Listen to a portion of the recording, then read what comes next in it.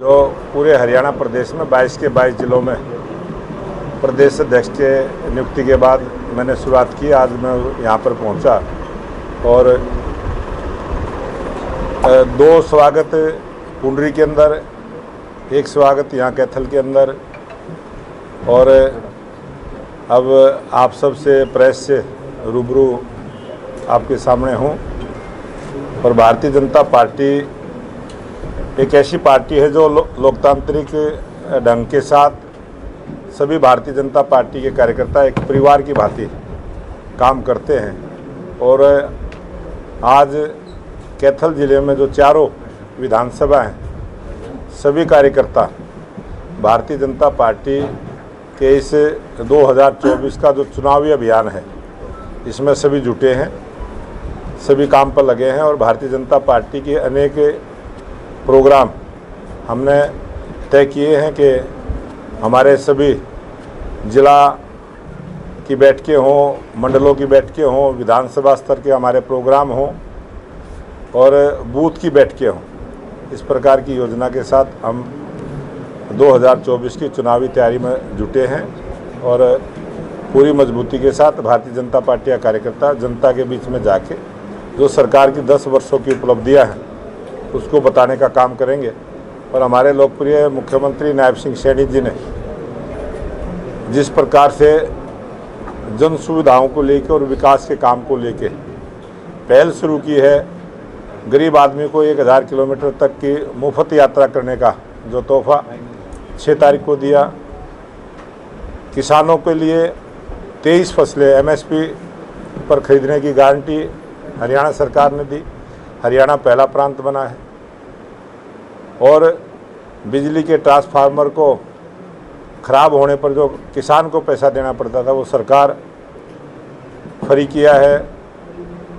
किसानों के जो डिफ़ाल्टर जितने भी बिजली के बिल थे उन सबको माफ़ करते हुए पूरी राशि माफ़ करने की हमारी सरकार ने योजना लेके आए।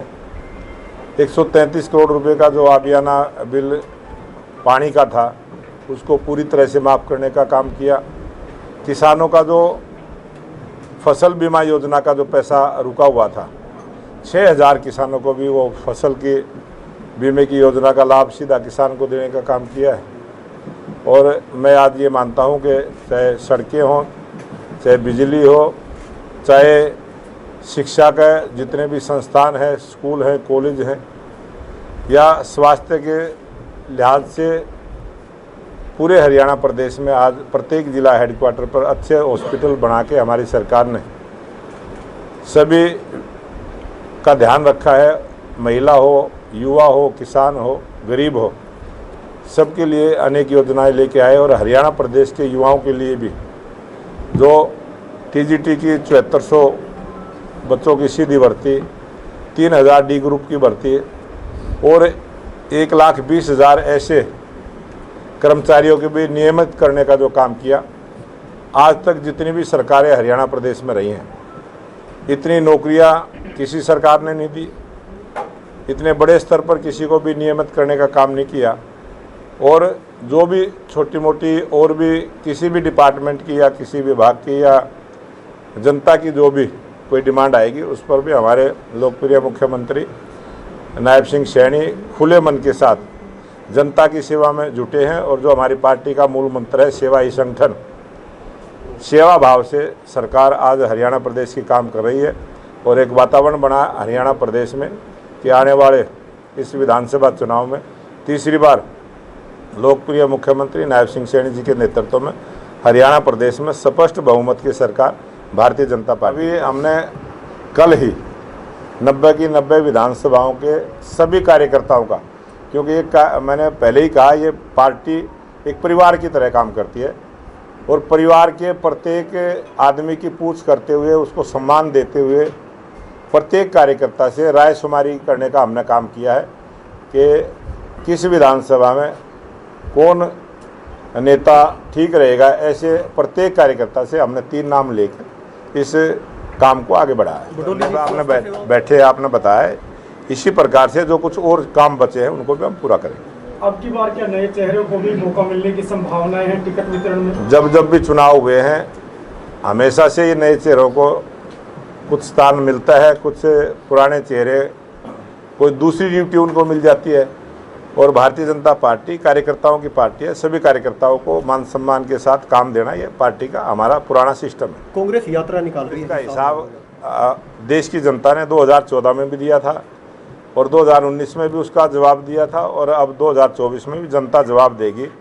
वो जो कांग्रेस के काले कारनामे रहे हैं, जिस प्रकार से देश में लूट खसोट की, चुन कर लोगों के ऊपर अपराध करने का काम जो कांग्रेस पार्टी करती थी, उसका जवाब जनता देगी। संगठन में बदलाव को लेकर रोक लगाएंगे। ये चुनाव का समय है, किसी भी कार्यकर्ता को इस समय चुनाव के समय हटाना, इस बात को ध्यान में रखते हुए उस पर रोक लगाई है। और नए कार्यकर्ताओं को हम रोज़ कोई ना कोई काम के साथ नए कार्यकर्ताओं को भी जिम्मेवारी देने का काम करेंगे। आपको जो मैनिफेस्टो कमेटी हमारी बनेगी, उसके जो मुखिया बनेंगे, उसकी घोषणा हम कल करने वाले हैं।